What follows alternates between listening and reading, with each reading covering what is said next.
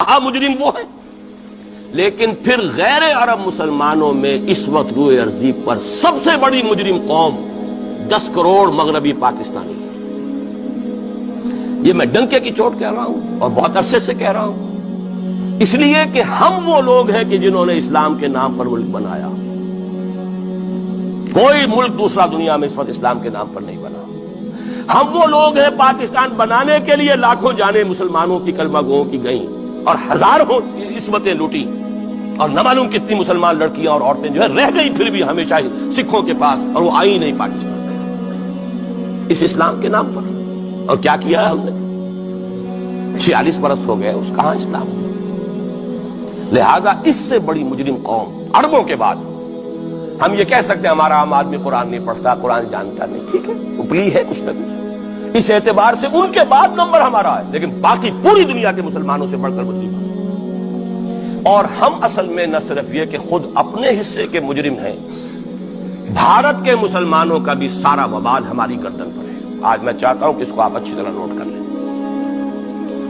بھارت کے مسلمانوں نے، جسے آپ فرض کفایہ کہتے ہیں، نماز جنازہ فرض کفایہ، چند لوگوں نے بھی کسی مسلمان کی نماز پڑھ لی تو سب کی طرف سے ادا ہوگی، کسی نے بھی نہیں پڑھی تو سب مجرم ہو جائیں گے، بستی کے سب لوگ مجرم ہوں۔ بھارت کے مسلمانوں نے فرض کفایہ ادا کیا جب پاکستان بنوا دیا آپ کو، اور اس کی قیمت آج بھی وہ دے رہے ہیں۔ کھلے نعرے لگ رہے ہیں، مسلمان کے 2 استھان، پاکستان یا قبرستان، تیسرا کوئی جگہ۔ ڈنکے کی چوٹ کہا بابری مسجد کے بعد ایل کے اڈوانی نے، ہم ساری مسجدیں گرا دیں گے ہندوستان میں، کوئی مسجد باقی نہیں چھوڑیں۔ ڈنکے کی چوٹ، اعلانیہ، یہ سب کچھ ہو رہا ہے، اور یہ نعرے تو نہ معلوم کب سے لگ رہے ہیں، اور نہ معلوم کب سے میں یہاں ان مسجدوں کے اندر بھی اور اپنی تقریروں میں غور کرتا رہا کہ کیا وہاں ہو رہا ہے، لیکن ہمارے تو کان پر جوں نہیں دکھتی۔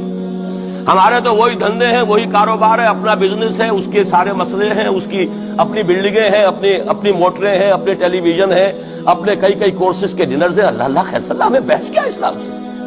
تو بتائیے ہم سے بڑا مجرم کون ہوگا؟ آج جو کچھ ہندوستانی مسلمان پر بیت رہی ہے اس کا جرم ہمارے کندھے پر۔ یہ میں جذباتی انداز میں نہیں کہہ رہا، میں تو 2 اور 2 4 کی طرح ثابت کر سکتا ہوں۔ انہوں نے فرض کفایہ ادا کر دیا، اور اس وقت یاد کیجئے مولانا ابوالکلام آزاد، مولانا مدنی، جمعیت علماء ہند کے علماء اپنے تقدس اور اپنے تدین اور اپنے تقوی کے اعتبار سے انکوسچنیبل، کوئی شک و شبہ نہیں ہو سکتا ان کی نیت پر اور ان کے تقوی پر اور کردار پر۔ انہوں نے کیا کہا تھا؟ یہی کہا تھا کہ یہ پاکستان بنا کر تم مسلمانان ہند کو 3 حصوں میں تقسیم کر دو گے۔ 3 میں کہا تھا، 2 میں نہیں، 3 میں۔ حالانکہ بظاہر تو ایک پاکستان بن رہا تھا نا، لیکن یہ مولانا ابوالکلام آزاد کے الفاظ تھے کہ 25 برس سے زیادہ یہ 2 خطے یکجا نہیں رہ سکتے، اور 25 برس کیا، 24.25 برس میں ٹوٹ گیا پاکستان۔ 25 برس پورے نہیں ہوئے، اور ان کے الفاظ تھے یہ کہ 25 برس سے زائد جمع نہیں رہ سکتے۔ 24.25 برس میں ختم ہو گیا۔ 16 دسمبر 1971 کو پاکستان ختم ہو گیا کہ نہیں ہو؟ 71 کو۔ بہرحال نوٹ کرنے کی بات ہے، ہم نے کیا کہا تھا؟ میں بھی مسلم لیگی تھا، میں نے بھی نعرے لگائے، چاہے غیر شعوری دور تھا، ہائی اسکول اسٹوڈنٹ تھا۔ پاکستان کا مطلب کیا، لا الہ الا اللہ، فلک شگاف نعرے لگائے ہیں، اور نوائے وقت کا پرچہ انتظار کرتے تھے اسٹیشن پر کھڑے ہو کر، حصار ریلوے اسٹیشن کے اوپر، کہ اب گاڑی آئی اور اب نوائے وقت لیا اور پھیل گئے پورے شہر میں اس کو پہنچانے کے لیے۔ ہم کیا کہا کرتے تھے؟ ارے نہیں، 2 طرف سے پاکستان جو ہے مضبوط پاکستان ہوگا، ہندوستان میں کسی ہندو کو جرت ہوگی مسلمان کے لیے کوئی میلی نگاہ سے دیکھنا بھی؟ وہ سارے خواب کہاں گئے؟ وہ تو حرم ہوئے۔ وہ 2 طرف کا جفا تھا وہ تو ختم ہوا، اس لیے کہ وہ زنبور تو اب رہا ہی نہیں، وہ تو کھل گئی، نوٹ ہی ختم ہوئی وہ مشرقی پاکستان۔ اور حال یہ ہے کہ آپ کی وزیر اعظم بنگلہ دیش نے یہ بھی پسند نہیں کیا کہ بابری مسجد پر جو بیان تھا وہ نواز شریف صاحب کے ساتھ مشترک بیان دے دیں۔ یہ اشتراک بھی دنیا کے سامنے نہ آ جائے کہ مشرقی پاکستان سابقہ اور اس وقت بنگلہ دیش کی وزیر اعظم اور مغربی پاکستان جو اب وٹ ریمینز آف پاکستان کے تحت صرف پاکستان ہے، اس کے وزراء اعظم نے مشترکہ بیان دے دیا۔ یہ بھی نہیں آنا چاہیے۔ یہ حال ہے ہمارا۔ حالانکہ بات اپنی جگہ پر کوئی ایسی نہیں تھی، کوئی سیاسی نہیں، ایک مذہبی معاملے کے اوپر اظہار رائے کرنا تھا۔ انہوں نے کہا نہیں، آپ کے ساتھ مشترک بیان نہیں دوں گی، نہیں دیا اس نے۔ تو وہ جو تھا 2 طرف سے جفا، وہ تو سن 71 میں کھل گیا۔ جو ہمارا حال ہے وہ تو ہونا ہی تھا۔ یہ ملک بنا اسلام کے نام پر، اس کا استحکام ہو سکتا تھا تو صرف اسلام کی بنیاد پر ہو سکتا تھا۔ اسلام سے غداری کی لہذا یہاں تو اب قومیتیں ہیں، یہاں تو اب ایتھنک اور ریجنل اور نہ معلوم کس کس قسم کی اور لنگوسٹک جو ہے نیشنلٹیز ہیں، نیشنلزمز ہیں، وہ جو ایک امت ایک وقت میں بن گئی تھی، ایک قوم مسلم قوم ہندو کے مقابلے کے لیے تو ختم ہوئی۔ اور حال کیا ہو گیا ہے، اس سے پہلے بھی کبھی کبھی ہندو مسلم فسادات ہوتے تھے، کیا سندھ سے مسلمان نہیں پہنچ جاتا تھا وہاں ریلیف کے لیے؟ کیا پنجاب سے اور سرحد سے مسلمان نہیں جاتے تھے؟ بہار نہیں گئے تھے؟ کیا کانپور کی مسجد شہید ہوئی تھی 1915 میں تو پوری ہندوستان سے مسلمان نہیں پہنچے؟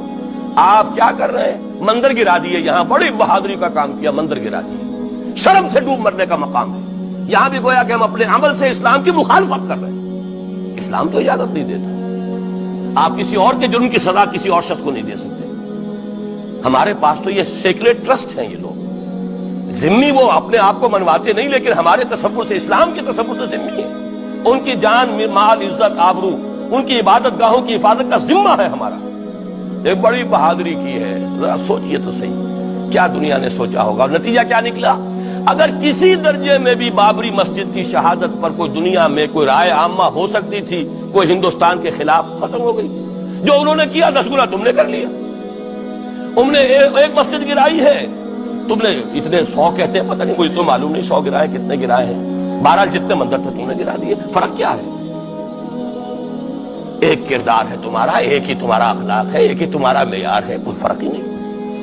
بلکہ وہاں تو کم سے کم یہ تو رہا ہے، دنیا کی آنکھوں میں دھول ڈالنے کے لیے کم سے کم یہ کہ فارن منسٹری جو ہے اس نے ریزائن کیا، ہم نے مان لیا جی ہم نہیں کر سکے، ہم مجبور ہیں، حالانکہ سب ان کی اجازت سے ہوا ہے، بلکہ ان کی ملی بھگت سے ہوا ہے۔ لیکن یہ کہ کلیان سنگھ نے فوراً استعفیٰ دے دیا، منسٹری ختم۔ پھر وہ بھارت کی مرکزی حکومت نے اور بھی پارٹیز کو بھی بین کر دیا، اور اس کے بعد یہ ہے کہ انہوں نے حکومتیں بھی 3 اور صوبوں کی توڑ دی۔ وہ تو سرخرو ہو گئے پوری دنیا کی جو رائے عامہ ہے، ہم اس کے سوا کیا کر سکتے ہیں؟ ہمارا ایک دستور ہے، دستور میں جو بھی صوبائی حکومت ہوتی ہے اس کی اجازت کے بغیر ہم فوج بھیج نہیں سکتے۔ وہاں پہ صوبائی حکومت تھی، اس نے ہمیں یقین دہانی کرائی تھی، سپریم کورٹ کو بھی یقین دہانی کرا دی تھی کہ مسجد کو کچھ نہیں ہوگا، تو ہم تو اس کے اوپر ڈیپینڈ کر رہے تھے۔ ہے سب جھوٹ، سب کو پتا تھا جو کچھ ہوگا، اندر خانے ملی بھگت تھی، لیکن یہ ہے کہ کم سے کم انہوں نے فیس سیونگ کے لیے ان کے پاس مواد موجود ہے، آپ کے پاس تو وہ بھی نہیں۔ آپ کے تو اخبارات نے لکھا ہے کہ کارپوریشنز کے ٹریکٹرز جو ہے گئے ہیں گرانے کے لیے، اور وہ ذرا جو ہے ایک وزیر کا نادر پرویز کا تو نام آیا ہے، اخبار میں خبر تھی، ہم نے بھی پڑھی تھی، فوٹو بھی دیکھا تھا کہ وہ خود ہاتھ میں پھاوڑا لے کر جو ہے وہ مندر گرانے کے لیے چلے۔ یہ جو صورتحال ہے جان لیجئے، اس وقت میں آپ کو بتانا چاہتا ہوں ہندوستان کے مسلمان پر تو جو قیامت بیت رہی ہے۔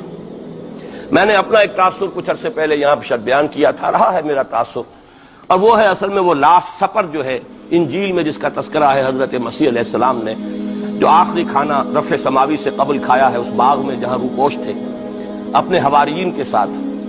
تو اس میں یہ الفاظ آئے ہیں، میں نہیں جانتا صحیح ہیں غلط ہیں، وہ ایک علیحدہ بات ہے، کہ آپ نے وہ روٹی توڑی اور کہا کھاؤ، eat and this is my flesh, یہ میرا گوشت ہے، کھاؤ۔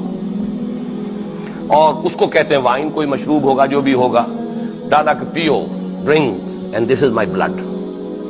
میرا احساس ہمیشہ یہ رہا ہے، اس کے بعد کچھ مان پڑ گیا، جب یہاں مسلمان نے یہاں مارا ہے اور کچلا ہے اور زندہ آگ میں جلایا، پھر بات ختم ہو گئی، میرے دل کے اوپر سے وہ احساس ختم ہو گیا۔ وہاں ہندو کے ہاتھوں جب مسلمان کے ساتھ یہ کچھ ہوتا تھا تو پھر جب میں کھانا کھاتا تھا محسوس کرتا تھا کہ میں ہندوستانی مسلمان کا گوشت کھا رہا ہوں اور ہندوستانی مسلمان کا خون پی رہا ہوں۔ یہ ہمیں عیش جو یہاں حاصل ہے، جو آرام حاصل ہے، جو ہمیں یہاں پر سہولتیں حاصل ہیں، جو معاشی اس کی کاسٹ پر ہے۔ اس نے آپ کو یہ ملک لے کر دیا اور آج تک اس کی قیمت ادا کر رہا ہے، اور ہم جو ہے عیش کر رہے ہیں، گل چھرے اڑا رہے ہیں۔ یہاں جس کے پاس